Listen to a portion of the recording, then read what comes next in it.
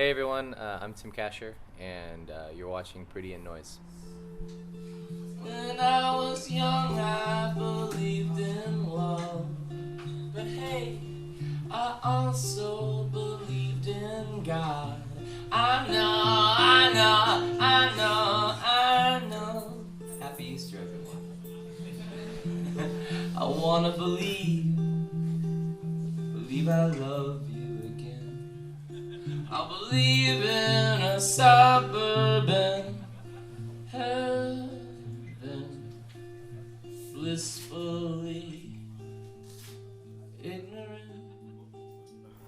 How's the tour so far? The tour so far is excellent. I mean, we're really just starting, so nothing's gone wrong yet. It's been pretty nice. This is just our fourth evening here in Solingen. But it's nice, we're just traveling in a small wagon, and it's really easy going. I'm having a great time. Would you also like a cigarette? No, I'm okay. I don't smoke. Okay. What kind of jobs did you have before Cursive could pay your rent? Oh, well, let's see. Before I started doing Cursive and The Good Life full time, I did a ton of jobs growing up. The last job I had, I mean, it's crazy to think this is true, but the last job I had was now, I guess 12 or 13 years ago, and I was waiting tables, because that's what you do when you're trying to get out on the road as much as you can. I needed a job that would allow me to come and go, so I was waiting tables. Did you study anything, or what is your educational background? Yeah, I have a degree in English with a minor in philosophy. I'm glad that I got a chance to get my degree out of the way before things started picking up. Before things started picking up with music. So, what would you have ended up job-wise if Cursive or Good Life didn't work? If I hadn't continued with music as much as I have, my plan for a career would have been to be an English professor, preferably in writing, but literature would be fine as well. And that's still a thing I could return to. I never did do any graduate work, so I keep that in the back of my head that there's a lot of different directions that our lives can go, and I might still choose to go do some graduate work in writing and literature and teach. Do you have any day jobs beside playing music? I don't have any day jobs other than music, but I also keep myself pretty fully enveloped in music. I always have an album being prepared, and so there's nearly always a tour coming up, and so I stay pretty busy, and that kind of offers me enough excuse to not. I certainly could use more money, but it's been going okay. What does okay mean? Do you have any life insurance or any money for when you get old? Savings? As far as living as a musician and a songwriter, I certainly don't have any retirement plans, any 401k developed. I don't have money spent. I don't have money saved up, but I do have health insurance. I kind of need it. I kind of hate insurance. I'd rather not have to pay for it. Even with the new health insurance plan laid out in the United States, you still have to pay a decent amount, but it's just. How much is the health insurance in the States? Health insurance in the States really varies depending on if you have pre-existing conditions, and if you're a smoker, and if you're your age, and male or female, and I pay for health insurance, like I think $180 a month. I don't know. I think it's pretty expensive. You know, it's people can pay a lot more than that. You know, if you have a family, you're paying like, I don't know. I think I have a sister with 5 kids. I think she was paying maybe, you know, $600 a month or something like that. That's a rent, isn't it? Yeah, I mean, on top of her mortgage and everything, that was keeping her family. You know, that was the means of, in case any catastrophe were to happen with her children. You know, it's crazy. There are some people that discover indie music in their teens, and some people that are brought up to it by their parents. Did you have a discovering process, or did you always listen to guitar-orientated music? I started listening to indie rock type of music at a pretty young age because I'm the youngest. I'm the youngest in my family. I have 4 older sisters and an older brother, and so they were older and cool and in high school. So they turned me on to Violent Femmes at a really early age, and that got me really excited. I mean, for whatever reason, the way our tastes work, even on the radio, I tended to lean toward the Police, and Men Without Hats was the first record that I bought. So I was already had an interest in alternative music back then, but it helped immensely that my brother had cassettes laying around of, you know, Violent Femmes and, you know, Generation X back then, and Sex Pistols, and you know, and then so quickly I got turned on to Smiths and The Cure and The Jam, and I was pretty fortunate that I had all of that. I was able to find all of that at an early age. You must have been pretty well dressed as a teen already if you had 4 sisters. I think I think the way I dressed, you know, I grew up in Nebraska, and it's a Catholic family, so we were pretty preppy. Really, I mean, I guess I'm still dressed preppy. I think after I dress like an adult now. I try to dress like inconspicuously. What kind of kid were you? Were you like more like an outsider kid, or more amongst the cool kids? I was a shy kid. I feel like shyness was something that I had a difficult time getting over, but I was also I think I'm also very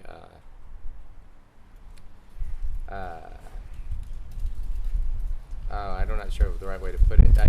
I'm also very determined. So I was determined. It's windy out here. I was determined to get over my shyness. But I feel like I still always have it in me. I don't know if that's a thing that's just kind of a part of who you are. But you know, I was always kind of small, so I was that smart-ass kid, you know, that cracked jokes all the time. So, what would you say changed in your shyness and in your self-perception once you started playing in bands? You know, I mean, I think I still feel like, again, I still feel like I am shy, but I know that I don't come off that way. So I think it's something that I keep it well hidden, I guess. Because definitely, I mean, I've been performing on stage for a long time now, and I feel really comfortable doing it. So clearly, I guess I'm not shy anymore. I think it was just something I was able to grow. I think it was just something I was able to grow out of. What do you think? What kind of bands were most influential for the Cursive sound? As far as what were the big influences were for Cursive, tonally, as far as, you know, the guitar-driven stuff that we were doing early on, had a lot to do with 90s music more than 80s music that I was mentioning earlier. I think a lot of the melodies that I seek out probably comes from the poppier stuff a lot of the British popular stuff that I was listening to in the 80s, like the Smiths and Cure and stuff like that. But the direction we went had a lot more to do with Superchunk and Arches of Loaf and Fugazi, Shudder to Think. I mean, just all that stuff in the 90s that we were... I think that in the 80s, I'm 39 years old now, and so in the 80s, I was in grade school and kind of just getting into high school at the end of the 80s, and I listened to music pretty fervently. I mean, it meant a lot to me, and it was shaping who I was. But in the 90s, when you become a teenager and you're then getting into college, that's when music just can fully then it just defines who you are, or at least that's for myself and for, I guess, a lot of musicians and stuff. It becomes like what who you're, if you're, it's like, this is my Superchunk shirt. This is the uniform that I'm wearing. Like, this is the music that I like. Those bands were huge. That heavy, crunchy guitar was huge for Cursive. You just mentioned Shudder to Think and Fugazi. Did you ever meet Craig Wedren or Ian MacKaye? Yeah. I've met Craig. I've met Craig Wedren a few times, and some of the other gentlemen from Shudder to Think. For whatever coincidence ever has it, I have never really met any of the Fugazi guys. I mean, a lot of my friends have, and I just was never at those. Was never, in that city at that time or at that show at that time. But so we have a lot of mutual friends. But I just never have. I'd love to. I think I've always looked up to them. How does it feel that the probability that those heroes you mentioned are listening to your records also? And the probability is quite high. I don't have it confirmed, I don't really but know. I think that the idea of bands that you listen to growing up, maybe listening to the stuff that I write, it always seems really, really flattering, like incredibly flattering, and kind of surreal as well. One of the most surreal experiences I've had as a musician is Cursive did a tour opening as part of this festival in the States, opening for The Cure, and meeting Robert Smith and kind of spending time with him, and that he actually listened and knew the records that I wrote and watched from side stage, and it just blew my mind. And he's he came off to me as a very humble, modest guy, and I'm sure that he doesn't think much of it at all. But it is, for all of us growing up, and that's a guy I was listening to, in fourth grade, and shaped so much of what it is that I wanted to do, Did you ever meet Morrissey? No, I've never met Morrissey. I don't know what I would do, or I don't know how that would go over. I don't know. I mean, I think he's great. I think he's still writing great songs, How would you explain that many bands that are around as long as Cursive, their records go a little bit softer from record to each record? I think any bands that have been around for a long time and tend to do softer stuff, I think that's got to be their preference, I don't really think that much of it. I mean, I know the question you're asking, and it's something I've thought about a lot. I personally still do rock albums, but I'll probably never do anything as hard or as heavy. I don't think I want to do something as heavy as Cursive's Domestica again. Or maybe it's that I do, but I don't want to do it in that way. Maybe it's subtle, but it's a different approach to me, I don't know. I'd like to, now that I'm older and I can choose between doing heavier stuff or lighter stuff, and I do both. I think that now that I'm on that other side, I recognize that it's a preference, and that I think some people just they're headed in a direction, and since there does seem to be a theme, not a theme to it, but there seems to be some kind of something common about that does happen often. Then certainly there's some kind of relationship between us getting older and then wanting to turn down or something, right? Like those kind of cliches. If I ever don't want to do another rock record again, I think that's fine. I don't care. You know, it's just whatever. I would never want to do one and have it be insincere. And maybe that's it. Maybe some, you know, writers who used to do pretty heavy stuff and they don't anymore. Maybe it would just be insincere. We don't even want to hear it. Well, you wouldn't want to hear it. It'd probably suck, you know? Do you have examples for music where you think that is not art? I wouldn't go so far as to I won't be so crude as to say that, to suggest that there are types of music that aren't art, but I will be a little crude and say that I am one of those people that doesn't understand. I don't understand the art form behind kind of like clicking play on something, on a loop that just like a dance loop that is just kind of basically muzak, and it's something that's on in the there's like at a wine bar, like I'll be at a wine bar and there'll just be this music that I think is just infernally awful to me, and it sounds to me like somebody just clicked on some kind of program software on their computer, and there's just this loop that's just kind of like, yeah. And I know that, and I'm saying that that's unfair because I know that somebody probably did something to help create that and to shape it, to make it into something, but I don't understand it as well, so I don't listen to it. Is it art? Yeah, it is. It's somebody's art. It's somebody's art form, and somebody completes those tracks that I don't like, and they're really excited about it, you know? So it's art. I just don't care for it. Same here. I would maybe even go as far as to say I fucking hate club and techno music and everything. I just don't understand it. I don't understand it's... I just think it should be... I think that there should be... I think that music and dance music should not be under the same umbrella. Maybe. If that's possible. Last but not least, do you have any words of hope or wisdom for our young musicians? Yeah, I mean, to any young musicians out there, it can sound like an awful cliche, but man, you're so lucky to be young. Like you're in such a great spot.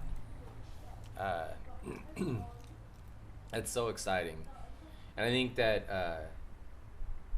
some of the best music that's ever been written, for as long as we've ever known rock and roll, is all from youth. So the youth really hold the keys. The youth holds the keys to like great rock music.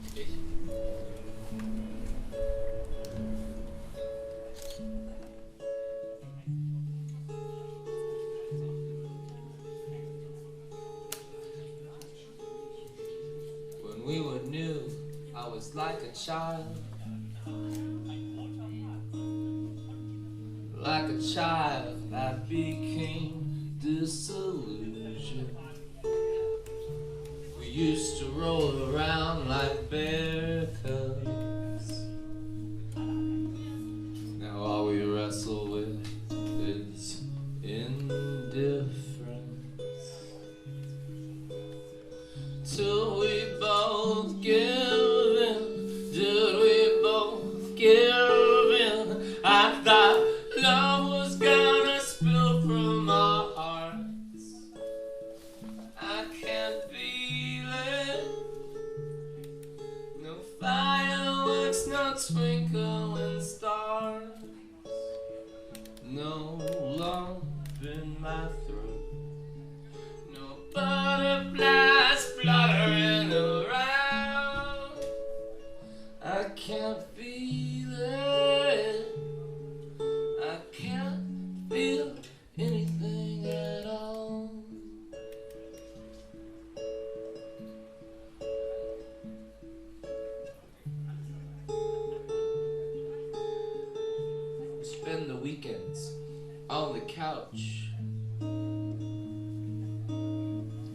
Sure, we'd go out, but we're trying to save money. We swore we'd never grow complacent. Oh, but it came on so easily. I thought love was gonna tear us apart. I can feel it. No powder keg, no electrical charge.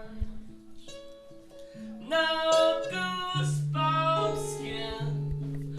No hair standing up on my arms. I can't feel it. I can't feel anything at all. I can't feel it. No, I can't feel anything at all.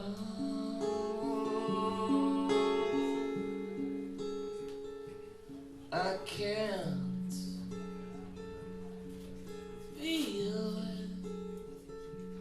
I can't feel it. I can't feel it. I can't feel it. No, no, no.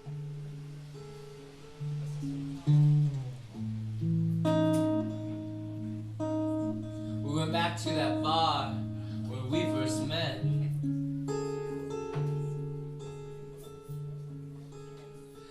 And recreated the event from the booth to the bed. And I couldn't feel anything at all. I can't feel it. No fireworks, no twinkling stars. I can't feel it. No, I couldn't feel anything at all. I can't feel it. No butterflies fluttering around. I can't feel